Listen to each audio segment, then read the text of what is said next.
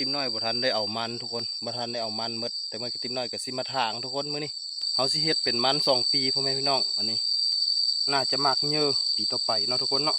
มื้อนี้เฮาก็สิมาถางทุกคนเอ้ามาติดตามผู้ชมนำกันเลยเนาะพ่อแม่พี่น้องเฮ็ดหลายขนาดทุกคน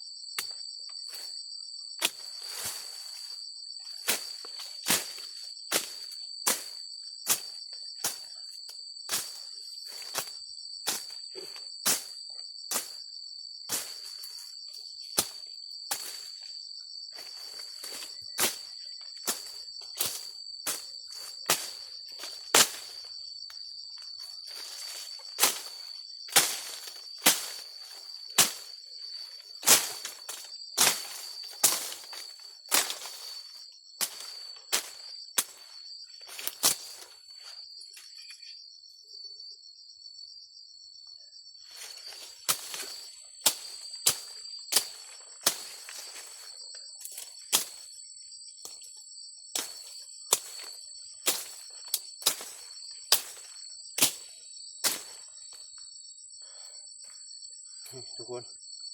เอาว่าบ่ถางเอาว่าเสียดายมันทุกคนเพราะมันเฮาก็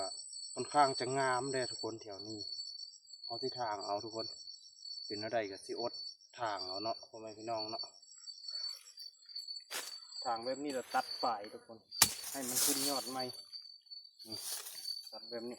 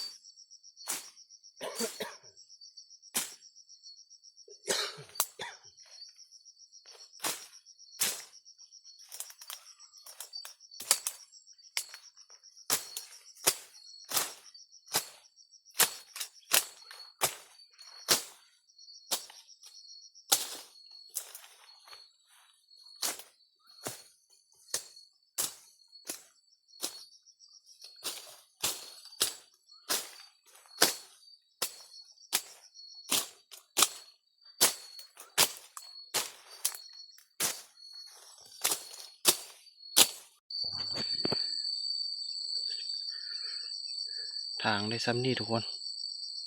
หากระทางได้ซ้ำนี่พ่อแม่พี่น้องเมื่อยพอทุกคนแต่ก็บ่ได้ห้อนทุกคนอากาศมื้อนี้ฝนตกทุกคนตอนนี้ก็ฝนตกย้อยๆอยู่นี่แหละฝนตกหุ้ยทุกคนหากระทางได้บ่หลายมานั่งเซาเมื่อยกินน้ำก่อนพ่อแม่พี่น้อง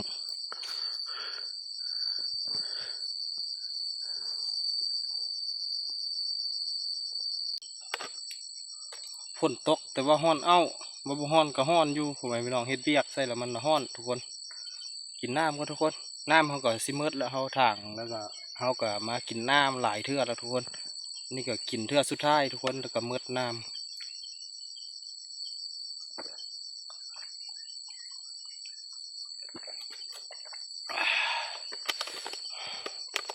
กินน้ำสักไข่ได้น้อยนึงฮ้อนหลายทุกคนเขาก็ไปทาง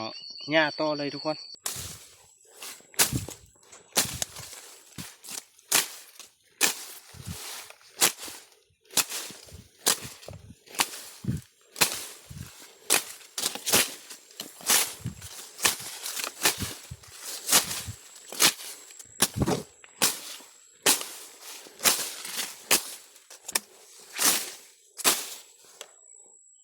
ค่อนข้างจะหกทุกคนทางมาเต้พุ่นทุกคนกระถางได้ซ้ำนี่ทุกคนบ่อยากไหวเดี๋ยว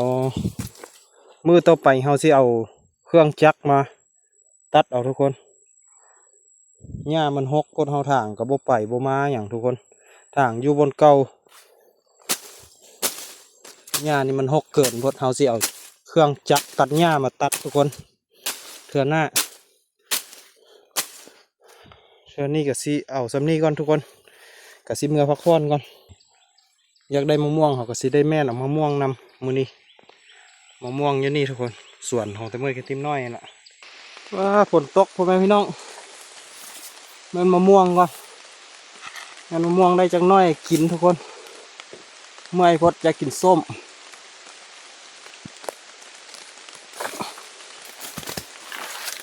โอเค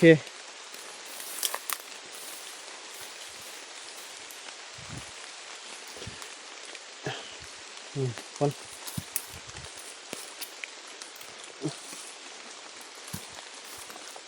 ว่าเน่าวัดนี่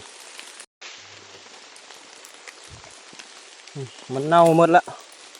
โอ้หน่วยใหญ่ๆแต่มันเน่าทุกคนกลับบ้านวันนี้ฝนตกได้ทุกคนเปื้อนหมดม่วงทุกคน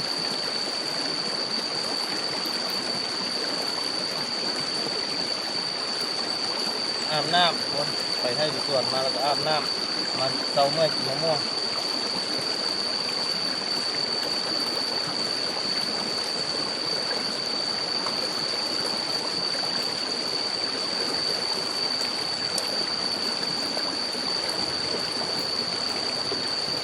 มีสวนน้ำให้วะทุกอย่างท่านหรอเดี๋ยวเขานำหนอเดี๋ยวเขาโคตรหนอ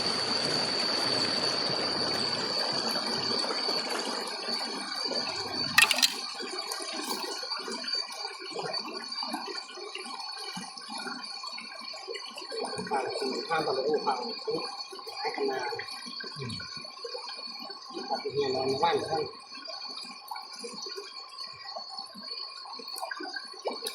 อย่างส่วนไทยเพื่อขึ้นต้องรูปด้วย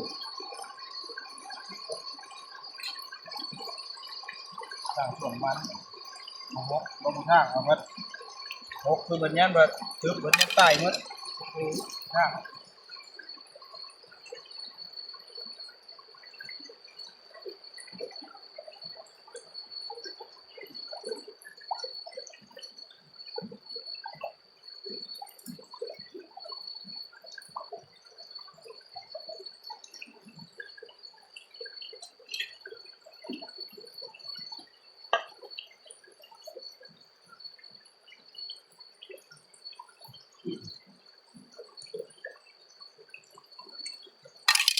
ผลเหลืองแห้งอ่ะอันนี้ผมแห้งเลยนะ ไม่ผลต่างเดียวกลาง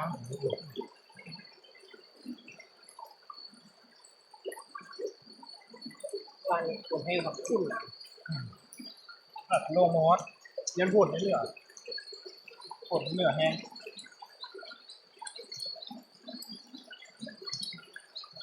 เล่นถึงวันห้อยนะก็เลยจะทำลงวันนี้หน่อยงานเราลุ้นแล้วนึงห้อย